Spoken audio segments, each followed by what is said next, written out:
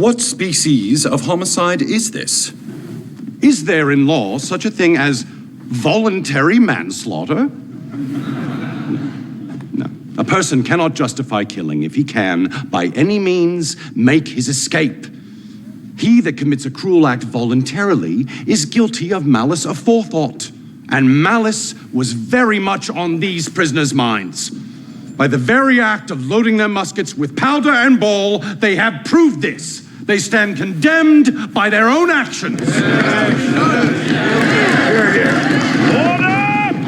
I ask that you heed the words of the indictment, that the accused, not having the fear of God before their eyes, but being moved by the instigation of their own wicked hearts, did perpetrate nothing less than murder. You must pronounce them guilty.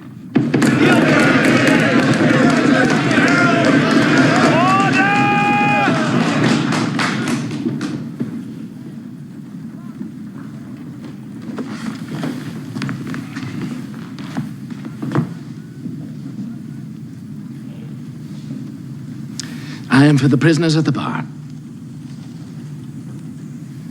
In the words of the Marquis of Beccaria, if by supporting the rights of mankind, I shall save from the agonies of death one unfortunate victim of tyranny or of ignorance equally fatal,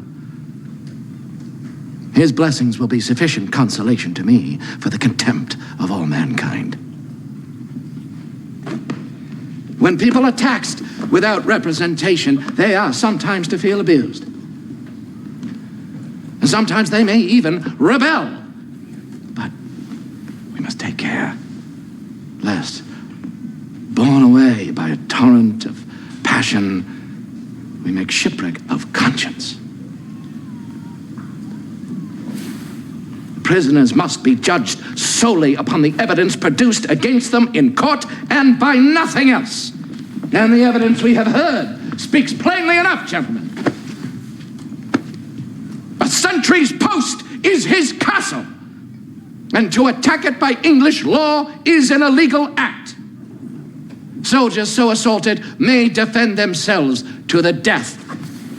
Now the people are crying, kill them, knock them down.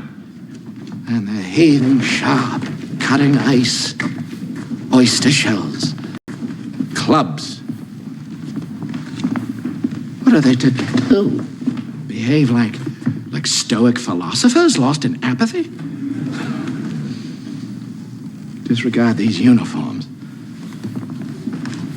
Consider the men who wear them.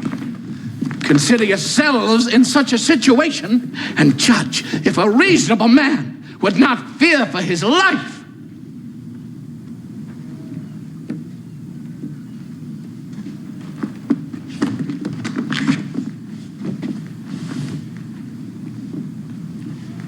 Facts are stubborn things. See, whatever our wishes, our inclinations, or the dictums of our passions, they cannot alter the state of facts and evidence. You see, the law, on the one hand, is inexorable to the cries and lamentations of the prisoners, but on the other hand, it is deaf as an adder to the clamors of the populace. Gentlemen of the jury, I submit to your candor and justice the prisoners and their cause.